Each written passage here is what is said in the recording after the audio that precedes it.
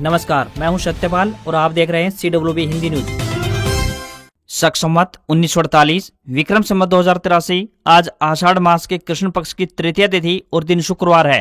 तदनुसार अंग्रेजी तारीख 3 जुलाई सन 2026 आज तृतीया तिथि सुबह 11:20 तक रहेगी। उसके उपरांत चतुर्थी तिथि प्रारंभ हो जाएगी। आज यानी 3 जुलाई का दिन पर्यावरण संरक्षण और ऐतिहासिक दृष्टिकोण से काफी महत्वपूर्ण है। इस दिन दुनिया भर में अंतर्राष्ट्रीय प्लास्टिक बैग मुक्त दिवस मनाया जाता है, जिसका उद्देश्य प्लास्टिक के उपयोग को कम करना और पर्यावरण को बचाना है। सबसे पहले आज की सुर्खियां। हरियाणा में मानसून की एंट्री, कई जिलों में झमाझम बारिश, 7 जुलाई तक बारिश को लेकर alert. Haryana SSC CET group D के लिए आज आखिरी मौका, 11 लाख से अधिक उम्मीदवारों ने करवाया रजिस्ट्रेशन। हरियाणा में अब इन लोगों की प्रॉपर्टी होगी सील, सरकार ने लिया बड़ा फैसला, बताएंगे पूरी अपडेट। हरियाणा में 20 जुलाई से शुरू होगी अग्निवीर भर्ती प्रक्रिया, जानेंगे पूरा शेड्यूल। हरियाणा में नर्सरियों से बेचे जाने वाले पौध पर लगेगा QR कोड, नर्सरी के लिए नए नियम हुए लागू। हरियाणा में 10वीं व 12वीं के एडमिट कार्ड जारी, वेबसाइट से डाउनलोड कर पाएंगे प्रवेश पत्र। 3 जुलाई से ITI में ट्रेड और संस्थान चुनने का मौका, 15 जुलाई तक विकल्प भरना होगा अनिवार्य। हरियाणा सरकार का बड़ा कदम, इस अस्पताल में लगेगी अत्याधुनिक PET CT स्कैन मशीन। कॉलेजों में दाखिले की तिथि 12 जुलाई तक बढ़ी, अब तक 1,30,000 से अधिक छात्र छात्राएं करा चुके हैं पंजीकरण। गुरुग्राम रेलवे स्टेशन बनेगा वर्ल्ड क्लास, 300 करोड़ के मेगा प्रोजेक्ट का काम तेज। एस्टेट परीक्षा के लिए कड़े सुरक्षा इंतजाम, देरी होने पर डायल 112 करेगी अभ्यर्थियों की मदद। हरियाणा में शिक्षा विभाग का बड़ा एक्शन, 22 जिलों में 687 गैर मान्यता प्राप्त प्राइवेट स्कूल बंद करने की तैयारी। यूजर नेम फीचर पर व्हाट्सएप के बाद टेलीग्राम को नोटिस, सरकार ने पूछा इससे साइबर अपराधों का खतरा रोकने के लिए क्या कदम उठाए जा रहे हैं। नीट PG 2026 परीक्षा 30 अगस्त को सवाल 200 से घटाकर 180 किए। और आज से अगले 57 दिन तक ग्रेटर हिमालय की ऊंची वादियों में बाबा बर्फानी के जयकारे गूंजेंगे। अमरनाथ यात्रा हुई शुरू, और अब खबरें विस्तार से। हरियाणा में आखिरकार मानसून ने दस्तक दे दी है। गुरुवार को सुबह से ही हिसार, रेवाड़ी, महेंद्रगढ़, कुरुक्षेत्र, पानीपत, सोनीपत, करनाल, गुरुग्राम और फतेहाबाद समेत कई जिलों में अच्छी बारिश हुई। अहिरवाल बेल्ट में भी रात के समय झमाझम बारिश देखने को मिली, तो वहीं दिल्ली चंडीगढ़ कॉरिडोर में पानीपत और सोनीपत में सुबह करीब 8 बजे तक लगातार बारिश होती रही। मौसम विभाग का अनुमान है कि अगले 48 घंटे में मानसून पूरे प्रदेश को कवर कर लेगा। फिलहाल 7 जुलाई तक बारिश को लेकर अलर्ट जारी किया गया है। मानसून की देरी ने चिंता भी बढ़ा दी है। मौसम विभाग का अनुमान है कि इस बार प्रदेश में सामान्य से तकरीबन 12% कम बारिश हो सकती है। वर्ष 2014 में भी मानसून देरी से पहुंचा था और उस साल प्रदेश में सामान्य से 57% कम बारिश रिकॉर्ड की गई थी। मानसून सक्रिय होने के साथ ही तापमान में भी गिरावट आई है। कुछ दिन पहले तक 44 से 45 डिग्री सेल्सियस पहुंच चुका तापमान अब घटकर 35 से 38 डिग्री सेल्सियस तक आ गया है। मौसम वैज्ञानिकों ने कहा है कि 4 से 7 जुलाई तक अच्छी बारिश की संभावना है। इस दौरान पश्चिमी जिलों यानी हिसार, सिरसा, फतेहाबाद, भिवानी, चरखी दादरी में थोड़ी कम बारिश हो सकती है, तो वहीं दक्षिण हरियाणा में मध्यम से तेज बारिश का अनुमान लगाया गया है। अब बिना लाइसेंस कोई भी बागवानी नर्सरी संचालित नहीं की जा सकेगी। पहली बार फलदार पौधे पर वाटरप्रूफ लेबल या QR कोड लगाना अब अनिवार्य किया गया है। इससे पौधे की पहचान सुनिश्चित होगी। फलदार पौधों की नर्सरी के लिए 20,000 रुपए और अन्य पौधों की नर्सरी के लिए 10,000 रुपए लाइसेंस शुल्क निर्धारित किया गया है। कृषि विभाग ने हरियाणा हॉर्टिकल्चर नर्सरी नियम 2026 की अधिसूचना जारी कर दी है। नए नियमों का उद्देश्य किसानों और उपभोक्ताओं को गुणवत्तापूर्ण, प्रमाणित और रोग मुक्त पौधे उपलब्ध करवाना है। लाइसेंस के लिए आवेदन केवल hariana.gov.in पर ऑनलाइन माध्यम से किया जाएगा। प्रत्येक लाइसेंस 5 साल के लिए मान्य रहेगा। नवीनीकरण शुल्क फलदार पौधों के लिए 10,000 रुपए और अन्य पौधों के लिए 5,000 रुपए तय किया गया है। किसान या खरीदार गलत किस्म, घटिया या संक्रमित पौधा मिलने पर सक्षम प्राधिकारी के पास शिकायत दर्ज करवा सकते हैं। यदि नर्सरी संचालक बिल में दर्ज किस्म के बजाय दूसरी किस्म या फिर घटिया पौधा बेचता है तो प्रभावित खरीदार को मुआवजा मिलेगा। फलदार व अन्य बागवानी पौधों के मामले में खेती की लागत के बराबर या अधिकतम 2 गुना मुआवजा दिया जा सकेगा। हरियाणा कर्मचारी चयन आयोग यानी HSSC की CET ग्रुप डी भर्ती के लिए ऑनलाइन आवेदन करने की आज 3 जुलाई यानी आज आखिरी तारीख है। इच्छुक अभ्यर्थी आज रात 11:59 तक आवेदन कर सकते हैं। आयोग ने स्पष्ट किया है कि केवल ऑनलाइन आवेदन करने वाले अभ्यर्थियों को ही CET ग्रुप डी परीक्षा में शामिल होने का अवसर मिलेगा। CET ग्रुप डी के लिए आवेदन प्रक्रिया 19 जून से शुरू हुई थी। आवेदन की अंतिम तिथि नजदीक आने के साथ ही बड़ी संख्या में अभ्यर्थी पोर्टल पर आवेदन कर रहे हैं। आयोग ने उम्मीदवारों से अंतिम समय तक इंतजार न करने और समय रहते आवेदन पूरा करने की अपील की है। अब तक कुल मिलाकर 11,21,889 अभ्यर्थियों ने रजिस्ट्रेशन संपन्न करवाया है। इनमें से 8,77,784 उम्मीदवार अपने आवेदन फॉर्म को फाइनल सबमिट भी कर चुके हैं। आयोग के अनुसार आवेदन शुल्क जमा करवाने की अंतिम तिथि 6 जुलाई है। यदि किसी अभ्यर्थी से आवेदन फॉर्म भरते समय कोई त्रुटि रह जाती है तो उसे सुधारने का मौका भी दिया जाएगा। इसके लिए 7 जुलाई से लेकर 9 जुलाई तक करेक्शन विंडो खुली रहेगी। आरटीई यानी शिक्षा का अधिकार के तहत सीटें न दिखाने वाले निजी स्कूलों यानी प्राइवेट स्कूलों पर शिक्षा निदेशालय की टेढ़ी नजर बन गई है। इस कड़ी में शिक्षा निदेशालय ने 22 जिलों के अंदर सर्वे करवाकर 687 स्कूलों की पहचान की है, जो कि 3 साल से उच्च अधिकारियों की आंखों में धूल झोंक कर शिक्षा के नाम पर दुकानें चला रहे थे। सर्वे रिपोर्ट में उजागर हुआ है कि 687 स्कूलों के पास न तो मान्यता से संबंधित दस्तावेज मिले और न ही विशेष समयावधि तक दाखिले करने के अधिकार से कोई संबंधित दस्तावेज मिले हैं, जिस पर निदेशालय ने उपरोक्त स्कूलों से दाखिले की शक्ति छीनने का फैसला लिया है। साथ ही सभी उपायुक्तों को यानी डीसी को पत्र जारी करने का भी फैसला किया है, जो गैर मान्यता प्राप्त निजी स्कूलों पर आगामी कार्रवाई भी करेंगे। सरकार ने इस बार 1 किलोमीटर का दायरा तय किया है, जिसके दायरे में विद्यार्थी निजी स्कूल में आरटीई योजना के तहत आवेदन कर सकेगा। 6 जुलाई तक विद्यार्थी आवेदन कर सकेंगे। इसके लिए हेल्पलाइन नंबर 0172 504 9801 भी जारी कर दिया है। किसी भी तरह की कोई शिकायत हो तो अभिभावक 0172 504 9801 हेल्पलाइन नंबर पर दर्ज अपनी शिकायत करवा सकते हैं।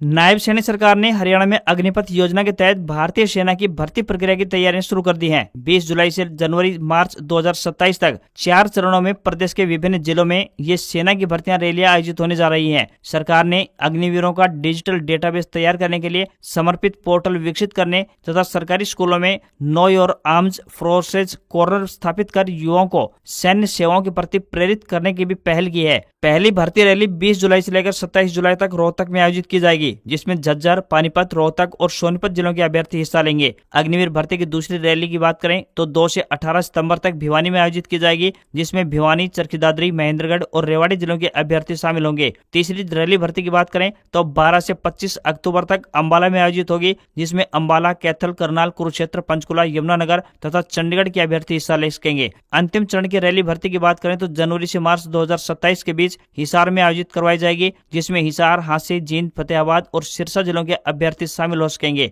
अभ्यर्थियों को विस्तृत जानकारी के लिए क्षेत्रीय सेना भर्ती कार्यालय यानी ARO से संपर्क करने की भी सलाह दी गई है। प्रदेश सरकार द्वारा प्रॉपर्टी टैक्स के बकायेदारों को दी गई ब्याज माफी की बड़ी राहत अब पूरी तरह से समाप्त हो चुकी है। जिन भू संपत्ति मालिकों ने सरकार द्वारा दी गई मोहलत के भीतर अपना टैक्स जमा नहीं करवाया, उन्हें अब मूल टैक्स के साथ साथ पूरा ब्याज भी भुगतना होगा। इसी बीच नगर परिषद ने टैक्स न भरने वालों के खिलाफ कड़ा रुख अख्तियार कर लिया है और तकरीबन 1800 बड़े बकायेदारों की सूची भी तैयार कर ली है। शहरवासियों को टैक्स के बोझ से राहत देने के लिए सरकार ने ब्याज माफी योजना शुरू की थी। इसके तहत बकायेदारों को 30 जून तक अपना पुराना टैक्स बिना किसी ब्याज के जमा करने की छूट थी। नगर परिषद के अधिकारियों के अनुसार अब यह अवधि बीत चुकी है, इसलिए 1 जुलाई से बकाया राशि पर नियम अनुसार दोबारा से ब्याज जुड़ना अब शुरू हो चुका है। प्रॉपर्टी टैक्स नगर परिषद की आय का सबसे बड़ा मुख्य जरिया माना जाता है। परिषद इसी राजस्व से शहर की बुनियादी सुविधाओं का ढांचा तैयार करती है। टैक्स न आने से सीधे तौर पर ये सभी कार्य प्रभावित होते हैं। प्रदेश में 4 व 5 जुलाई को होने वाली हरियाणा अध्यापक पात्रता परीक्षा यानी HTET इस बार CET की तर्ज पर कड़े सुरक्षा व पारदर्शी इंतजामों के बीच होने जा रही है। परीक्षा केंद्र पर पहुंचने में देरी होने पर डायल 112 पर कॉल करने वाले परीक्षार्थियों की पुलिस तुरंत मदद करेगी। 383 परीक्षा केंद्रों पर 2,33,284 अभ्यर्थी परीक्षा देंगे, जिनमें से 66,137 महिलाएं हैं। CM नायब सिंह सैनी ने परीक्षा तैयारियों की समीक्षा बैठक में अधिकारियों को निर्देश जारी किए हैं कि किसी भी अभ्यर्थी को परेशानी का सामना न करना पड़े। CM ने बताया कि परीक्षा के सुचारू संचालन के लिए बोर्ड मुख्यालय पर कंट्रोल रूम बनाया गया है। जिला और मुख्यालय स्तर पर उड़न दस्ते भी तैयार किए गए हैं। सभी परीक्षा केंद्रों पर CCTV कैमरे स्थापित कर उन्हें जांचने के निर्देश जारी किए। जिन अभ्यर्थियों ने इस परीक्षा के लिए आवेदन किया था, वे अब बोर्ड की ऑफिशियल वेबसाइट से अपना एडमिट कार्ड डाउनलोड कर सकते हैं।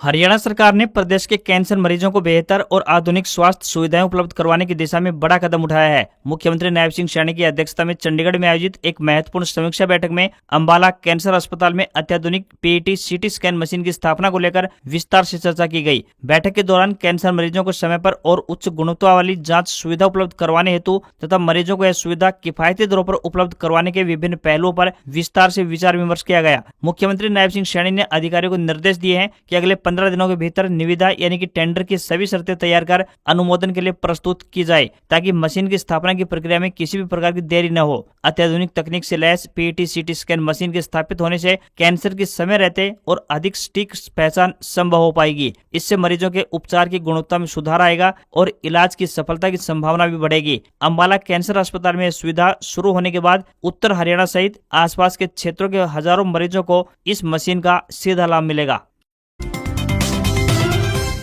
मिलेनियम सिटी गुरुग्राम का रेलवे स्टेशन अब पूरी तरह नई पहचान पाने जा रहा है। अमृत भारत स्टेशन योजना के तहत स्टेशन का तेजी से पुनर्विकास किया जा रहा है। करीब 300 करोड़ रुपए की लागत से बन रहा है यह प्रोजेक्ट 2027 तक पूरा होने की उम्मीद है। इसके बाद गुरुग्राम रेलवे स्टेशन विश्व स्तरीय सुविधाओं से लैस आधुनिक स्टेशन के रूप में यात्रियों के लिए खुल जाएगा। स्टेशन पर इन दिनों दिन रात निर्माण कार्य जारी है। लोहे के मजबूत पिलरों पर 9 मंजिला नई इमारत का ढांचा लगभग तैयार हो चुका है। 2 प्लेटफॉर्मों को जोड़ने के लिए स्काई वॉक बनाया जा रहा है, जबकि यात्रियों की सुविधा के लिए 5 से अधिक लिफ्ट और एस्केलेटर भी बनाए जाएंगे। बढ़ती यात्री संख्या को देखते हुए एक नए प्लेटफॉर्म का निर्माण भी तेजी से किया जा रहा है, जिससे ट्रेनों के संचालन और ठहराव में आसानी होगी। स्टेशन को एयरपोर्ट की तर्ज पर विकसित किया जा रहा है। उच्च शिक्षा विभाग ने प्रदेश के सरकारी और सहायता प्राप्त कॉलेजों में स्नातक दाखिले के लिए आवेदन की अंतिम तिथि बढ़ाकर अब 12 जुलाई कर दी है। अब तक 1,30,000 से अधिक छात्र छात्राएं पंजीकरण करवा चुके हैं। विभाग के अनुसार दोनों मेरिट सूचियों की जारी होने और उन पर दाखिले की प्रक्रिया पूरी होने के बाद कॉलेजों में बची हुई रिक्त सीटों को भरने के लिए 23 जुलाई को ओपन काउंसलिंग का आयोजन भी किया जाएगा। इसके बावजूद भी यदि किसी कॉलेज में सीटें खाली रह जाती हैं तो दाखिला पोर्टल को 24 जुलाई से एक बार फिर से खोला जाएगा, ताकि कोई भी योग्य छात्र शिक्षा से वंचित न रह सके। हरियाणा के कौशल विकास एवं औद्योगिक प्रशिक्षण विभाग ने शैक्षणिक सत्र 2026-27 के लिए राजकीय और निजी औद्योगिक प्रशिक्षण संस्थानों यानी आईटीआई में दाखिले को लेकर महत्वपूर्ण सूचना जारी की है। विभाग ने बताया कि 2 जून से 30 जून 2026 तक ऑनलाइन आवेदन और पंजीकरण करवाने वाले सभी अभ्यर्थियों को अब 3 जुलाई से लेकर 15 जुलाई 2026 तक अपनी पसंद के ट्रेड और संस्थान का चयन कर विकल्प भरने का अवसर दिया जाएगा। विभाग के अनुसार सभी पंजीकृत अभ्यर्थियों को अपने यूजर आईडी से दाखिला पोर्टल पर लॉगिन कर निर्धारित अवधि के भीतर ट्रेड और संस्थान के विकल्प भरकर आवेदन अंतिम रूप से जमा करवाना होगा। केवल वही आवेदन दाखिला प्रक्रिया के लिए मान्य होंगे जिनमें विकल्प भरने के बाद आवेदन सफलतापूर्वक सबमिट किया गया है। इसके अलावा जिन इच्छुक अभ्यर्थियों ने अब तक आवेदन नहीं किया है उनके लिए भी राहत की गई है। विभाग ने 15 जुलाई 2026 तक नया ऑनलाइन आवेदन स्वीकार करने का निर्णय लिया है।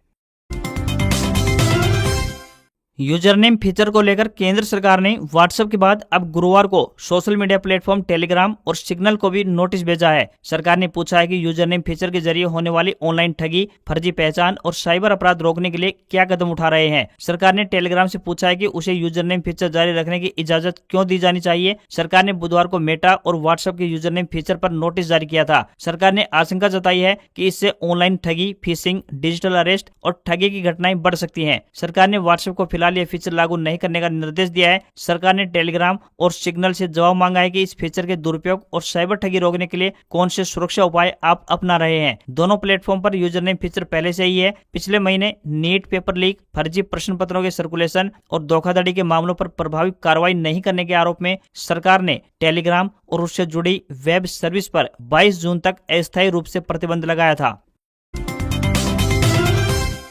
हरियाणा विद्यालय शिक्षा बोर्ड ने जुलाई 2026 में होने वाली सीनियर सेकेंडरी और सेकेंडरी कंपार्टमेंट आंशिक अंक सुधार और अतिरिक्त विषय की परीक्षाओं के एडमिट कार्ड जारी कर दिए हैं। परीक्षार्थी 2 जुलाई से बोर्ड की वेबसाइट से एडमिट कार्ड डाउनलोड कर सकते हैं। इस बार इन परीक्षाओं में कुल 50,867 छात्र छात्राएं शामिल होने जा रहे हैं। सीनियर सेकेंडरी की 1 दिवसीय परीक्षा 9 जुलाई को होगी, जबकि सेकेंडरी कंपार्टमेंट आंशिक अंक सुधार और अतिरिक्त विषयों की परीक्षाएं 10 से 18 जुलाई तक आयोजित करवाई जाएंगी। बोर्ड ने परीक्षाएं निष्पक्ष और शांतिपूर्ण ढंग से करवाने के लिए सभी जरूरी इंतजाम कर लिए हैं। बोर्ड अध्यक्ष ने बताया कि जिन अभ्यर्थियों का परिणाम यूएमसी की दोबारा सुनवाई, पुनः जांच या फिर पुनर्मूल्यांकन के बाद फेल से कंपार्टमेंट में बदला है, वे बिना विलंब शुल्क के आवेदन कर सकते हैं। वहीं जिन्होंने अब तक ऑनलाइन आवेदन नहीं किया है वे 1000 रुपये विलंब शुल्क के साथ परीक्षा शुरू होने से पहले बोर्ड कार्यालय में ऑफलाइन आवेदन कर प्रवेश पत्र प्राप्त कर सकते हैं। इसके अलावा जिन विद्यार्थियों का परिणाम पुनः जांच या पुनर्मूल्यांकन के बाद कंपार्टमेंट से पास हो गया है वे आंशिक अंक सुधार की परीक्षा देने के लिए पात्र होंगे। सभी परीक्षार्थी अपना रंगीन प्रवेश पत्र A4 साइज पेपर पर ही प्रिंट करें। परीक्षार्थी अपना वही रंगीन फोटो प्रवेश पत्र पर चिपकाएं जो आवेदन फॉर्म भरते समय अपलोड किया गया था तथा प्रवेश पत्र को किसी भी सरकारी या गैर सरकारी मान्यता प्राप्त विद्यालय के प्राचार्य से सत्यापित करवाना सुनिश्चित करें। ओप्पो ने भारत में नई स्मार्टफोन सीरीज रेनो 16 लॉन्च कर दी है। इसमें कंपनी ने रेनो 16 और रेनो 16C पेश किए हैं। दोनों ही मोबाइल को स्टाइलिश लुक, 50 मेगापिक्सल टेलीफोटो और 50 megapixel ultra wide selfie camera और स्नैपड्रैगन 7 Gen 4 प्रोसेसर के साथ प्रीमियम मिड रेंज में उतारा गया है। ओप्पो रेनो 16C को 3 वेरिएंट में उतारा गया है। इसकी शुरुआती कीमत 46,999 रुपए है। वहीं ओप्पो रेनो 16 को 2 वेरिएंट में पेश किया गया है। इसकी कीमत 61,999 रुपए से शुरू होती है। इसके अलावा कंपनी ने ओप्पो एनको एयर 5 बड्स भी पेश किए हैं। स्मार्टफोन की सेल 9 जुलाई 2026 से शुरू होगी। लॉन्च ऑफर्स के तहत बैंक कार्ड पर 10% तक इंस्टेंट कैशबैक, एक्सचेंज बोनस, 180 दिन की स्क्रीन डैमेज प्रोटेक्शन और ओप्पो एनको बड्स 3 प्रो पर 50% तक की छूट दी जा रही है। फोन में 6700 mAh की बहुत बड़ी और दमदार बैटरी दी गई है जो आराम से लंबा बैकअप देती है। इस बड़ी बैटरी को तेजी से चार्ज करने के लिए 80 वाट सुपरबुक फास्ट चार्जिंग का सपोर्ट भी दिया गया है। भारतीय शेयर बाजार में बढ़त देखने को मिली। सेंसेक्स 579 अंक की तेजी के साथ 77,502 के लेवल पर बंद हुआ। वहीं निफ्टी में 117 अंक की बढ़त रही और ये 24,176 पर बंद हुआ। आईटी, ऑटो और रियल्टी शेयर्स में अधिक खरीदारी देखने को मिली। सोने चांदी की कीमतों में बढ़त रही। India Boolean and jewellers association के मुताबिक 10 ग्राम 24 कैरेट सोना 1371 रुपए बढ़कर 1,43,000 रुपए पर पहुंच गया। वहीं 1 किलोग्राम चांदी 3,420 रुपए चढ़कर 2,29,000 रुपए प्रति किलोग्राम के स्तर पर पहुंच गई है। वहीं 22 कैरेट सोने का दाम 1,30,990 रुपए प्रति 10 ग्राम के स्तर पर पहुंच गया है। तो वहीं $1 का रेट 95 रुपए 53 पैसे के स्तर पर बंद हुआ। आज खबरों में इतना ही। देखते रहिए आपका अपना हरियाणा का सबसे बेहतरीन news channel CWB Hindi news. नमस्कार। इसी आशा के साथ आपका दिन शुभ रहे।